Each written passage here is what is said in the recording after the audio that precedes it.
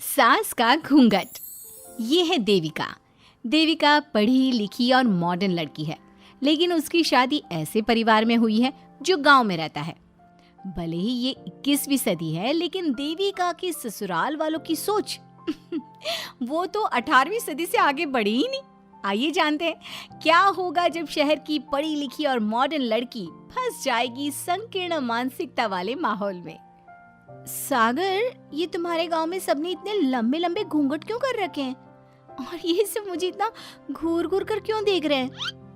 अरे यार, तुम भी घूंघट कर लो ना, इसीलिए तो देख रहे हैं सब तुम्हें। कम ऑन सागर, मैं घूंघट नहीं कर सकती। तुम्हें पता है ना मैं कौन हूँ। लेकिन देविका, मेरे पिताजी, चाचा जी, बड़े भैया और जीजा जी ने तुम्हें बिना घूंघट के देख लिया ना तो बहुत गुस्सा होंगे और न जाने कौन कौन से फरमान सुनाएंगे। घर चलो, देखा जाएगा जो होगा। सागर देविका से कई बार कहता है कि वो घूंघट कर ले, लेकिन देविका सागर की नहीं सुनती और अपने ससुराल के दरवाजे पर पहुंच जाती है। जब देविका वहां पहुंचती है तो देखती है कि उसकी सास बिमला, चाची सास कम्मो और जेठानी सुजाता ने लंबा सा घूंघट कर रखा था, पर उनकी ननद वीना ने घूंघट नहीं किया हुआ था। लेकिन हाँ, उसने सर पर सलीकी के साथ दुपट्टा जरूर ओढ़ा हुआ था। सागर अपनी पत्नी को सबसे मिलवा रहा होता है, तभी सागर के पिता जोगिंदर बोलते हैं, सागर, तूने बहू को इस घर के तौर तरीके नहीं समझा। हमारे घर की औरतें बिना घूंघट के किसी पर आए मर्द के सामने नहीं आती और तू इसे ऐसे ही ले आया। पिताजी, मैं समझा दूंगा। वो नई नई शहर से आई है ना, इसलिए उसे पता नहीं है। सागर की बात सुनकर उसके चाचा जी महेंद्र बोलते हैं, ये बात तो तुझे गांव में कदम रखते ही अपनी बीवी को समझानी चाहिए थी। हमारा गांव में बहुत नाम है। तेरी बीवी ऐसे गांव भर में घूमेगी तो क्या इज्जत रह जाएगी हमारी। ये बोलकर जोगिंदर और महेंद्र वहां से चले जाते हैं। शाम को घर की सारी औरतें खाने की तैयारी करती है। खाना तैयार हो जाता है, लेकिन घर की कोई भी औरत खाना नहीं खाती। बहुत रात हो जाती है, तब देविका कहती है, सासू माँ, खाना बने हुए तो देर हो गई, रात भी बहुत हो गई है, हम लोग खाना क्यों नहीं खा रहे हैं? अरे बहू, ये क्या बोल रही हो? हमारे यहाँ घर की औरतें तब तक खाना नहीं खाती जब तक घर के मर्द खाना ना खा ले। लेकिन इतनी देर हो गई, आप सबको भूख नहीं लग रही क्या? तभी देविका की जेठानी सुजाता कहती है, लग तो रही है, लेकिन यहाँ की यही रीत है, ये निभानी तो पड़ेगी ना। भाभी जी, ये रीत नहीं है, औरतों को प्रताड़ित करने का एक तरीका है। अगर इस घर के आदमी पूरी रात नहीं आए तो आप पूरी रात खाना नहीं खाओगी क्या? देविका ये बोलकर सीधा सागर के पास जाती है। सागर उसे समझाता है, देविका, यहाँ ऐसा ही होता है, तुम थोड़ा सब्र कर लो, पिताजी और चाचा जी आते ही होंगे, फिर हम सब खाना खाएंगे।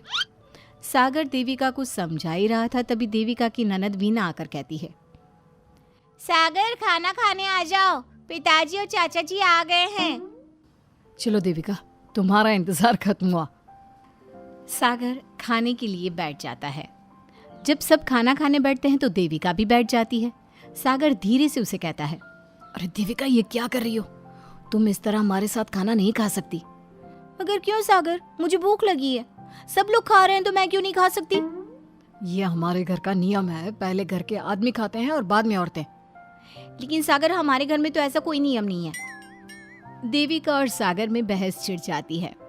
तब सागर का बड़ा भाई कहता है, सागर, तेरी बीवी को एक बार में समझ में नहीं आता क्या कि इस घर की औरतें मर्दों के खाना खाने के बाद ही खाना खा सकती है? भैया, मैं देविका को यही समझा रहा था। मुझे तो लग रहा है कि इसके दिमाग में कोई बात ही नहीं बैठती एक बार में। भैया, मेरे दिमाग में बात तब बैठेगी ना जब आपकी बात कोई ढंग की होगी। अरे आखिर क्यों घर की औरतों को आप लोगों की बात खाना मिलेगा? हाँ, अब से पहले घर की किसी औरत ने घर की किसी मर्द से इस लहजे में बात नहीं की थी, इसलिए वो सब देविका की बात सुनकर हैरान रह गए। तभी सागर की जीजा और वीना के पति कल्याण जी कहते हैं, ये क्या है सागर, इस घर की दीवारों को औरतों की इतनी ऊंची आवाज सुनने की आदत नहीं है। अपनी बीवी को बोल जरा होश से काम ले और चुपचाप चली जाए। क्यों चली जाऊं मैं चुपचाप? इस घर की औरतें आपकी हर बात बर्दाश्त कर लेंगी, लेकिन मैं शहर की पढ़ी लिखी लड़की हूँ। आपके कोई भी फालतू के रीति रिवाज मैं नहीं बर्दाश्त करने वाली। इस तरह देविका ने सारे घर की औरतों के लिए मिसाल पैदा कर दी। जोगिंदर के घर में पहली बार किसी महिला ने विरोध का स्वर उठाया है, ये बात घर के किसी मर्द को बर्दाश्त नहीं हो रही है। तभी जोगिंदर कहता है, महेंद्र, मोहन, इस बेशर्म लड़की को कमरे में बंद कर दो और आज इसे कोई खाना नहीं देगा।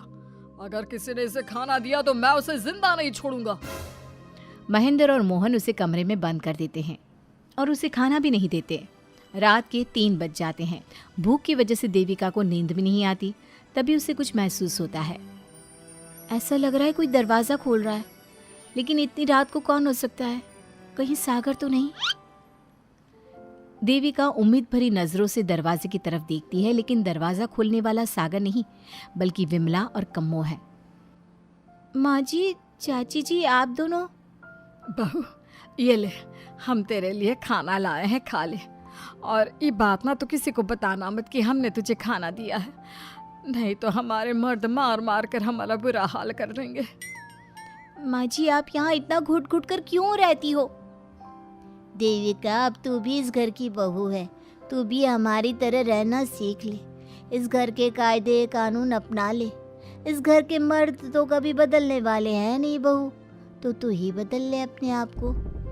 माँ जी, बदलाव अच्छे के लिए हो तो हमें बदलना चाहिए, बेकार और बेतुकी बातों का तो विरोध करना चाहिए। दोनों ने देविका को समझाने की कोशिश की, लेकिन देविका ने उल्टा उन्हें ही समझा दिया। इसी तरह एक दिन देविका किसी बात पर जोर जोर से हंस रही थी। तभी देविका की सास विमला ने उसे टोकते हुए कहा, अरे बहू, तू इतनी जोर जोर से क्यों हंस रही है? हमारे घर की औरत इतनी जोर जोर से नहीं हंसती। विमला अपनी बहू को समझा रही थी कि तभी महेंद्र बोलता है, अरे कम्मो, कौन है ये औरत जो बेशर्मों की तरह जोर जोर से हंस रही है? तभी कम्मो और देविका बाहर आ जाती हैं। जी वो मैं हंस रही थी चाचा जी, अब आप लोग हंसने पर भी पाबंदी लगाओगे क्या? तुम जैसी बदतमीज लड़कियों से मैं बात नहीं करना चाहता, लेकिन कान खोलकर सुन लो, इस घर की औरतें इतना जोर जोर से नहीं हंसती। और हाँ, तुम्हें पहले ही बता चुके हैं कि इस घर की दीवारों को औरतों की तेज आवाज सुनने की आदत नहीं है।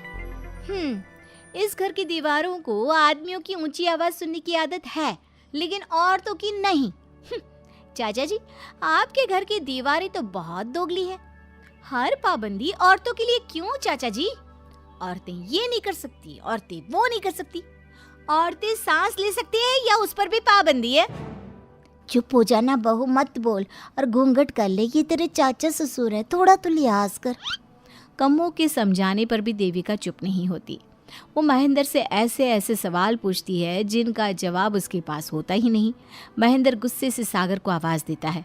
महेंद्र की आवाज़ सुनकर घर के सभी आदमी बाहर आ जाते हैं। जी चाचा जी, आपने बुलाया? अपनी मुंह जोर बीवी को यहाँ से ले जाने तो कुछ अनर्थ हो जाएगा। क्या हुआ चाचा जी? तेरी बीवी जिस तरह से मुझसे बात कर रही है, छोटे बड़े की तमीज नहीं है इसे। कम से कम 7 दिन तक ये कमरे से बाहर नहीं निकलनी चाहिए। अगर इसे मैंने कमरे से बाहर देख लिया तो किसी की खैर नहीं, समझे? पर मैंने कुछ गलत नहीं बोला, सागर जो सच है मैंने वही कहा है। देविका, चलो मेरे साथ। लेकिन सागर, मेरी बात तो सुनो। सागर देविका को वहां से ले जाता है। इसी तरह से कई दिन बीत गए। अब देविका अपने ससुराल में हर गलत बात का विरोध करने लगी, लेकिन जितना ज्यादा वो विरोध करती, उसके ससुराल वाले उस पर उतना ही ज्यादा अत्याचार करते। अब देखना यह है कि देविका अपने ससुराल वालों के अत्याचार को यूं ही सहती रहेगी। क्या उसके ससुराल में घूंघट में औरतों का दम इसी तरह घुटता रहेगा? अगर आप इन सवालों के जवाब जानना चाहते हैं ना, तो हमें कमेंट करके ज़रूर बताइएगा। और हमारी स्टोरी को लाइक, शेयर और चैनल को सब्सक्राइब करना ना भूलें।